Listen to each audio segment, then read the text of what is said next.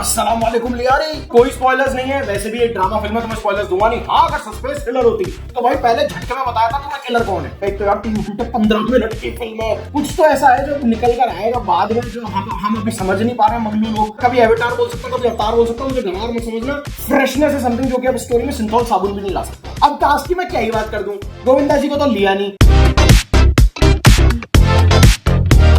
तो James Cameron, जिसे मैं फिल्म मेकर कहना भी छोटी बात मानूंगा, मतलब जादूगर है वो आदमी सिनेमा का।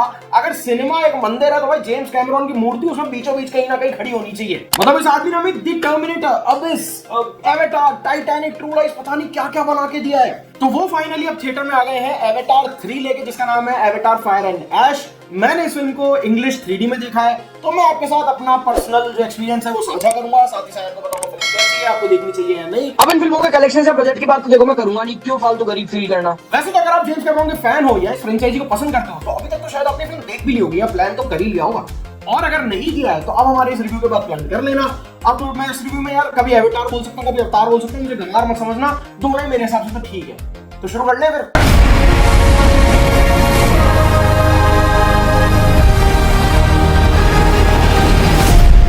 तो जब फर्स्ट एवेटार 2009 में आई थी, मेरा दिमाग हिल गया था। I was like, ये क्या दुनिया है, ये क्या वर्ल्ड है, ये क्या क्या दिखा रहा है भाई। आदमी क्या एकदम ही नई सी चीज पेश कर दी और इतनी सुंदर, इतनी डीप और इतनी गहरी बातें ये आदमी कर रहा है।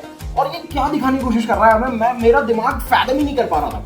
वहीं जब पार्ट 2 आया 2022 में, मैं भी थोड़ा सा बड़ा हो गया था। इन्होंने भी अपना पूरा स्लेट रिलीज कर दिया कि भाई हम अब 4 फिल्में और बनाएंगे एवेटार की। टोटल 5 फिल्में होंगी इस यूनिवर्स में। तो मुझे महसूस हुआ कि कंप्लीट तो था पार्ट 1, उसको क्यों छेड़छाड़ कर रहे हैं उसके साथ। एंड फिर जब मैंने पार्ट 2 देखा तो ये चीज मुझे बहुत ज्यादा महसूस भी हुई। बट फिर भी अभी भी मेरा भरोसा इस फिल्म मेकर पे है, क्योंकि यार इस लेवल का फिल्म मेकर अगर अपनी जिंदगी के इतने 20-25 साल एक फ्रेंचाइजी को दे रहा है और कोई फिल्म नहीं बना रहा है, सिर्फ यही एक कहानी कहना चाह रहा है, तो कुछ तो ही कुछ तो ऐसा है जो निकल कर आएगा बाद में, जो हम अभी समझ नहीं पा रहे हैं मगनू लोग, जो माइंड ही ब्लास्ट कर देगा मेरे हिसाब से। तो मैं पहले प्लॉट से शुरू करता हूँ। तो जब पार्ट 1 में बात शुरू हुई थी ओमाटिकाया क्लैन से, जो कि फॉरेस्ट और हवा में है, उनके ऊपर जो ह्यूमंस हैं जो कि धरती से पेंडोरा में आए हैं, उन्होंने एकदम जंग छेड़ रखी थी उनके साथ। उनके ऊपर माइनिंग हो रही थी और बहुत सारी गलत चीजें हो रही थी जो कि हम इंसान कर रहे थे अपनी ग्रीड के चलते। और कोई नहीं, देखो भाई, एक ही दुनिया में चीज गलत है, वो है इंसान का लालच।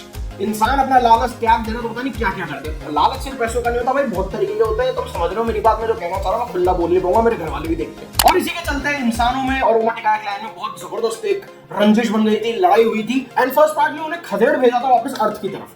पार्ट 2 में ऐसा पता चला कि वो लोग वापस आ गए अर्थ से एंड अब उन्होंने वापस जंग छेड़ दी है ओमाटिकाया क्लैन से। और ओमाटिकाया क्लैन ने जाके हाथ मिला लिया है वाटर वाले क्लैन के साथ, जो सी के पास रहते हैं, जो पानी के साथ जिनका रिश्ता ज्यादा बेहतर है, जो कि मैटकाइना क्लैन।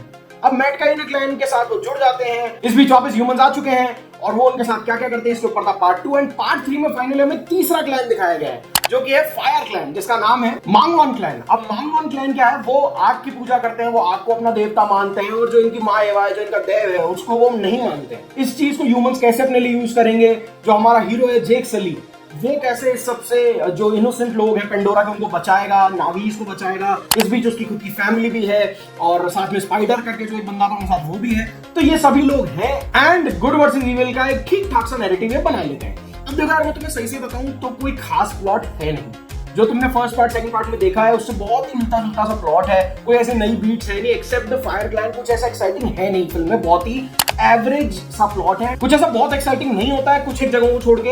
एक तो फिल्म में फर्स्ट एक्ट अच्छा है एंड आखिरी का आधा घंटा अच्छा है। जो एक्शन बीट्स हैं वो बढ़िया हैं, बट बीच का जो 1 घंटा है खास करके फिल्म का, एक तो यार 3 घंटे 15 मिनट की फिल्म है, बीच का जो 1 घंटा है फिल्म का वो खास करके बहुत झिला हुआ है। मतलब आप यौन वर्दी हो जाता है कुछ जगह पे, आपको उबासने आने लग जाएंगी, आप बोर होने लग जाओगे, फोन चलाने लग जाओगे। और ये सब कुछ एक जेम्स कैमरॉन की फिल्म में हो रहा है। इस आदमी ने हमें टाइटैनिक जैसा एपिक दिया है, तो यार दिल से बुरा तो लगता है। अब कास्ट की मैं क्या ही बात कर दूं, गोविंदा जी को तो लिया नहीं, तभी तो बनती है एवेटार नंबर 1 भाई साहब। चलो पेंडोरा चले पे डांस करते हो, मजा ही आ जाता जीवन का देख के। अवतार टाइटल मैंने ही दिया था, तुम ये कहा मुझे कलर करोगे पूरी बॉडी में मेरे, तो था मुझसे नहीं होगा, सॉरी।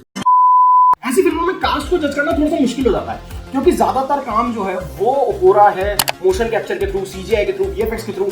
तो ऐसे में आप कैसे जज करो ये चीज, कैसे गेज करो कि कास्ट ने क्या परफॉर्म करा है। बट स्टिल मैं ये कहूंगा कि कुछ जने इसके बावजूद भी अपनी परफॉर्मेंस से आपको इमोशनल कर जाते हैं, कुछ जने सबके बावजूद आपको अपनी परफॉर्मेंस से डराते हैं, तो वो एक्टर्स की एक्चुअली यहाँ पे बहुत बड़ी जीत है। अब अगर बेसिक कास्ट की बात करूं तो सैम वर्थिंगटन है as Jake Sully, Zoe Saldana as Neytiri and Stephen Lang है एज कर्नल माइल्स क्वारिच।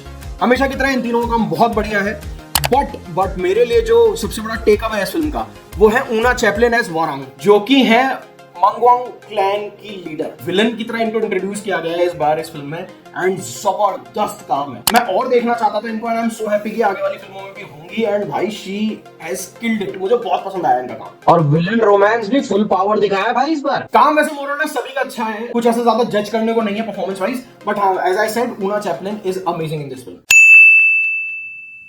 अब अगर फिल्म की प्लसेस की बात करूं तो भाई सबसे पहला प्लस तो फिल्म का as I said VFX, CGI और मोशन कैप्चर है। 1000/10 वाला मार्किंग सिस्टम अगर है पॉसिबल तो ये वो है भाई, आपको ढूंढने से कमी नहीं मिलती है वीएफएक्स में। जबरदस्त काम है जो उन्होंने पहले फिल्म से शुरू किया था वो आज नेक्स्ट लेवल पहुंच गया। पेंडोरा देखने में इतना सुंदर लगता है, इतना रियलिस्टिक लगता है कि आपको वो खींच लेगा अपने अंदर। 3D फिल्म का इतना शानदार, इतना इमर्सिव है, it is so bloody good. इसके अलावा बीजीएम फिल्म का बहुत बढ़िया है, बहुत ही ज्यादा अच्छा है भाई। फिल्म का बीजीएम आपको हर एक नोट फील कराने में कामयाब रहता है बीजीएम। एंड जो सबसे बड़ा प्लस पॉइंट है फिल्म का वो है फायर क्लैन। कुछ एकदम ही नया, कुछ एकदम ही नॉवल करने की इन्होंने उस पर्टिकुलर सेक्शन के साथ कोशिश करी है एंड उसमें काफी सक्सेसफुल भी रहे, स्पेशली जो इन्होंने विलन तैयार करी है वारांग, बहुत बढ़िया है भाई वो। अब मेरा माइनस पॉइंट एक्चुअली इसी से आता है कि फायर क्लैन जब इतना आपका जबरदस्त है, जब आपको समझ में आ ही गया होगा यार at one point of time जब हमें दिख रहा है तो जेम्स कैमरन जैसे जीनियस को तो समझ आई गई होगी ये बात, तो इसको इतना कम क्यों रखा है? थोड़ा सा इसका स्क्रीन टाइम और बढ़ाते ना यार। 3 घंटे की फिल्म थी आपके हाथ में, आप बहुत कुछ दिखा सकते थे। बहुत जगह ऐसा लगा कि यार कमी लगी ना। दूसरा मेरा माइनस पॉइंट है कि फिल्म की स्टोरी बहुत प्रेडिक्टेबल है, बहुत नोन नोट पे चल रही है। आप समझते हो कहीं ना कहीं कि हाँ ये होगा ये होगा ये होगा ये होगा, और फिल्म में वही हो रहा है, वैसे ही हो रहा है। तो ये चीज मुझे कहीं ना कहीं बहुत बड़ा माइनस पॉइंट लगा, क्योंकि अब जो है स्टोरी में फ्रेशनेस खत्म हो गई है। फ्रेशनेस है समथिंग जो कि अब स्टोरी में सिंथॉल साबुन भी नहीं ला सकता है। वो कुछ इनको बिल्कुल ही अलग कर देना पड़ेगा, तब इस कहानी में आपको कुछ नॉवेल्टी आएगी। अदरवाइज अगर इन्हीं बीट्स पे आपको आगे वाली बची हुई दोनों फिल्में बनानी है तो भाई मैं इस बात को लेकर थोड़ा सा स्केप्टिकल। ऑल्दो एक्शन फिल्म का आउटस्टैंडिंग है, गजब है, लेकिन वो इमोशन फील नहीं होता है जो कि पार्ट 1 और पार्ट 2 में भी थोड़ा बहुत हो रहा था।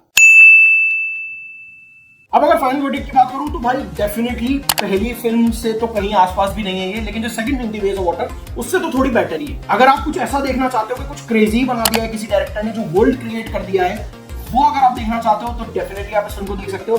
लेकिन अगर आप कुछ फ्रेश ढूंढ रहे हो, फर्स्ट और सेकंड फिल्म के मुकाबले आपको ऐसा लग रहा है कि कुछ बहुत ही अलग दिखा दिया होगा, तो वो नहीं है, क्योंकि फ्रेशनेस जो थी वो सिर्फ फायर क्लैन लेकर आ रहा था इस फिल्म में, और उसको बहुत ही लिमिटेड टाइम के लिए रखा है। अब ये सिर्फ इस वर्ल्ड को एक्सपेंड ही कर सकते हैं, कुछ एकदम नया नहीं कर रहे हैं। तो उसके लिए मैं इनको 3 स्टार दूंगा। एक डिसेंट वन टाइम वॉच है, डेफिनेटली विजुअल्स आउटस्टैंडिंग है, लेकिन अगर आप कुछ फ्रेश देखने जा रहे हो पार्ट 1 और पार्ट 2 के मुकाबले तो आपको निराश कर सकती है पिक्चर। बाकी अगर आपको वीडियो पसंद आया तो इस वीडियो को लाइक कर दो, शेयर कर दो, बढ़िया बढ़िया कमेंट छोड़ दो, चैनल को कर देना सब्सक्राइब अगर नहीं कर रखा है तो ध्यान से सब्सक्राइब कर दो पहले। गौतम सर और मैं भी जल्दी साथ में शूट करेंगे एंड इस साल को एक हाई नोट पे एंड करेंगे।